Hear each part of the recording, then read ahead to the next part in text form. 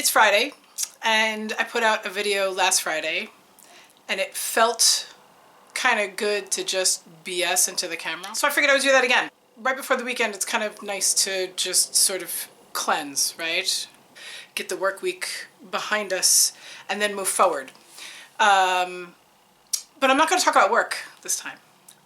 Sort of. I watched a video last night. I watch a lot of YouTube. Duh. And there was somebody that I used to watch on a regular basis, and I had unsubscribed to her. So a woman, and she has a YouTube channel. I had unsubscribed to her because most of her YouTube videos are about makeup. Now listen, I never had a problem with her. I have to every once in a while separate myself from the YouTube makeup videos because it causes me to overshop. It's not, you know, I'm a very smart shopper, but I end up with just too much stuff. So when I'm on like a no buy, I don't watch a lot of YouTube makeup videos, and I end up like subscribing and unsubscribing to the people that I like. Because I still want to watch YouTube, I just don't want to see it in my feed because then I get tempted. The name of her channel is LisettesBeaute, or yeah, LisettesBeaute. If you ever watch her, I'm gonna link her channel down below. If you ever watch her videos, you would like wonder, like, why do you watch her? Not because there's anything wrong with her. It's just that she and I are very different people. She is not loud, like I am. She is not like in your face, kind of like I am. She's spectacularly gorgeous, but in a very classic way. If you ever saw her, you would know what I'm talking about. Just a very classic look. And she has a similar coloring to me, so I think that's probably why I have a tendency to watch a lot of women with darker hair and dark eyes. Okay, so anyway, she also has fantastic taste in makeup, very, very high-end stuff, you know, Chanel and all that that implies. And I think one of the reasons why I started watching her was because she had done a video about the perfumes that she really likes. And she named like 5 that I had, you know? So it's like when someone, you know, likes the same kind of perfume, it says a lot about that person. Okay, so she's very soft-spoken, which I am not. And you would not think that I would like her, but I love her opinions about makeup, and I love her opinions about perfume. And in the past like 4 years, I think she has had children, maybe 3 years. So it's like, then that just gave me another thing to relate to her. So she just recently came back from a little bit of a YouTube hiatus. She didn't post anything for a couple months. And during that time, I had unsubscribed because I was around Christmas time, because I was on like a no-buy kind of a thing. And so I thought of her the other day, and I said, you know what, let me see what she's been up to. And it turns out that while I wasn't watching, she wasn't making videos either, and she just recently made a video coming back. I think that she's coming back on a regular basis, I'm not sure. But she did a video about postpartum depression. I don't consider myself to have had postpartum depression. I almost like feel like I had postpartum aggression, but that's me. I have never been diagnosed with depression, but I was put on antidepressants for anxiety, which sounds like it's opposite. I have always been very high-strung, and you know, depression and anxiety can work hand in hand with each other. I'm not on any medications right now. I haven't been for a very long time. But when she was talking about her postpartum depression, yet another thing that I can relate with what she was talking about was the fact that she was so angry about not having her back, like not being able to be herself. And nobody was asking her to not be herself. Her children never asked her to not be herself because they're little babies. I mean, they're teeny tiny babies. They're like, you know, 3 and 1 or something like that. Her husband wasn't asking her to be somebody else. She wasn't working at the time when she was, you know, actively having her babies. I don't believe that her family was asking her to be somebody that she wasn't. She thought that she was supposed to be home. She thought that she was supposed to be a certain type of mother. And what I've learned, I'm a little bit older than her, right? So what I've learned, I'm a lot older than her. What I've learned is that there is no right or wrong way to be a mom. Unless you're actively hurting your kids, obviously, or abandoning them. You can be a mom who loves her children unconditionally and to the moon and back, and still want to have yourself. I did go through that. I didn't think it was postpartum depression at the time. I thought that I was just really angry, like you haven't seen anger. I wasn't punching walls, but I wanted to. I wasn't punching anybody, but I wanted to. I wanted to punch a lot of people. I never, thought about suicide or anything like that. I did feel that everybody around me wanted me to be a certain way.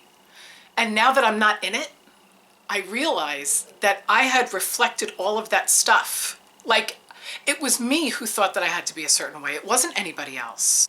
I was home for a little while when my kids were born. And that was not for me. That was not for me.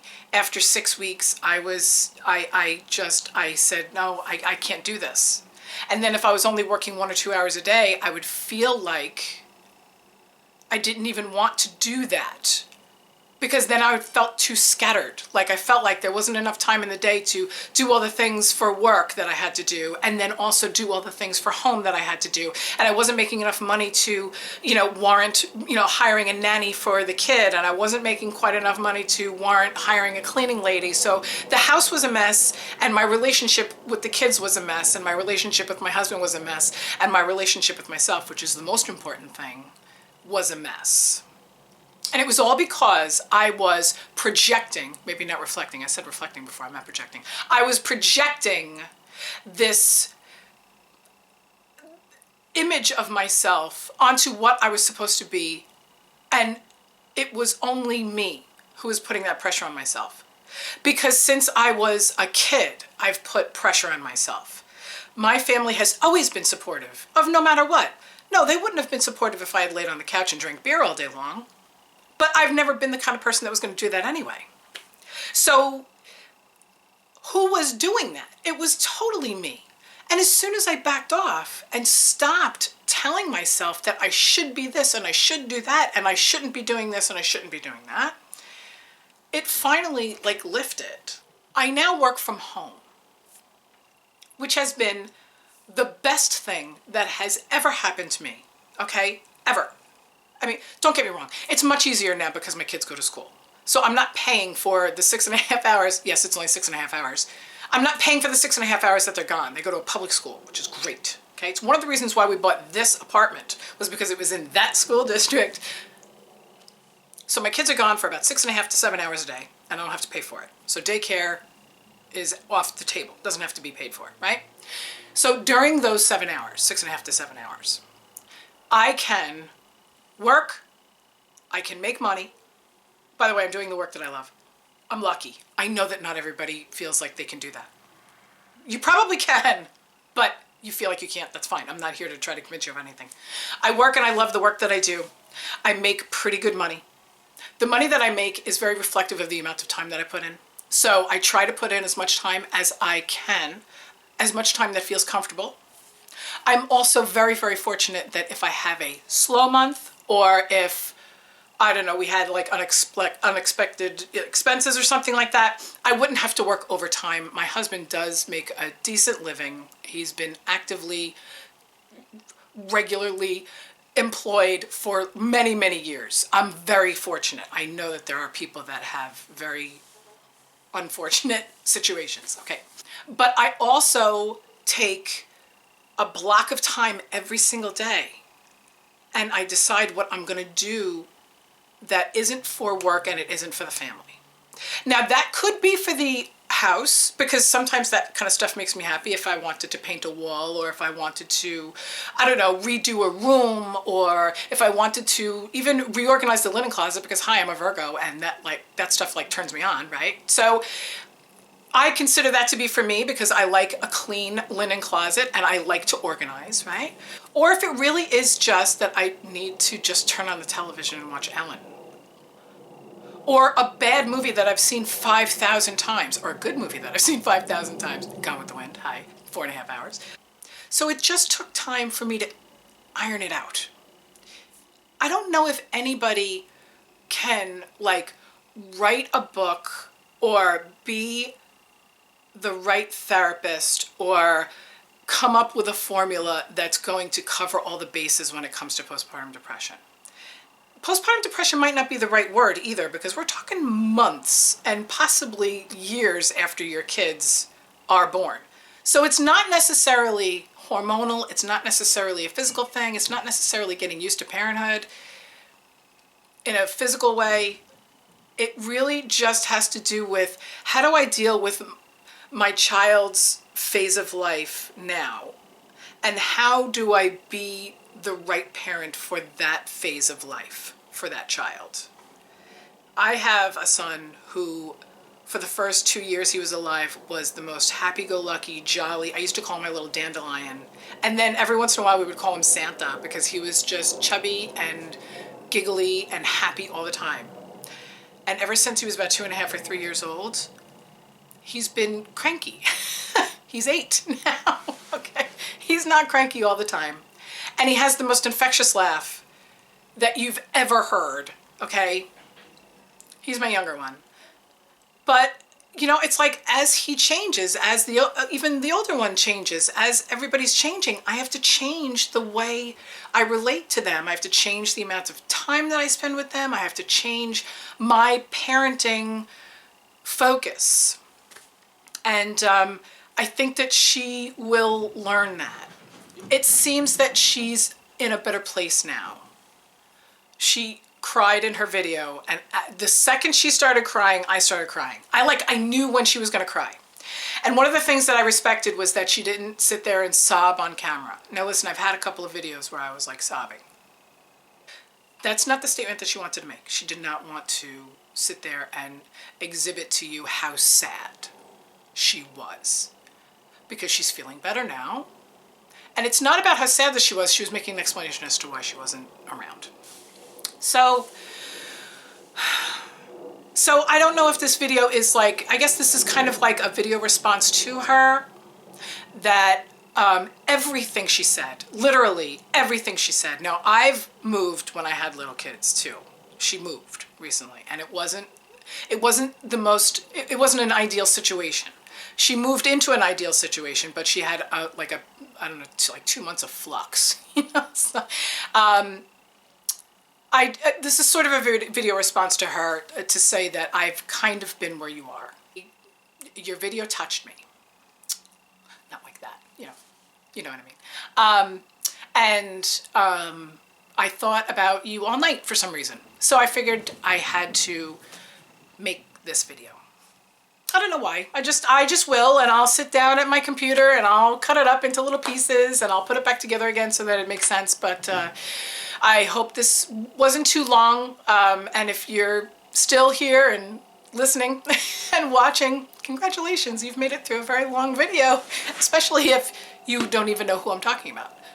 But if you ever suffered with postpartum depression, whether it was a week after your baby was born or 10 years after your baby was born, just know that sometimes just talking to a camera and putting it out there, whatever out there means, can be very therapeutic. And I think that it was therapeutic for her. I got the feeling that it was therapeutic for her.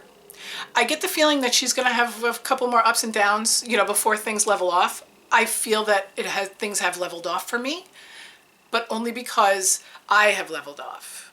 And so that might just be something that has to happen after 40 years old. I'm not exactly sure. But I definitely think that many, many more years with your sister, because she makes videos with her sister that are like some of the funniest videos, and it's just subtle. It's because I never had a sister. I have 3 older brothers. So it's just, there's a bond between her and her sister that I don't have that, you know, just ironing things out and figuring out what you need to do to make you happy, and then all the kids happy, and then the husband happy, because it does go in that order, right? You're gonna be fine. You're gonna be fine. So, okay. That's it. Happy Friday, February 19th. Talk to you guys soon. Bye.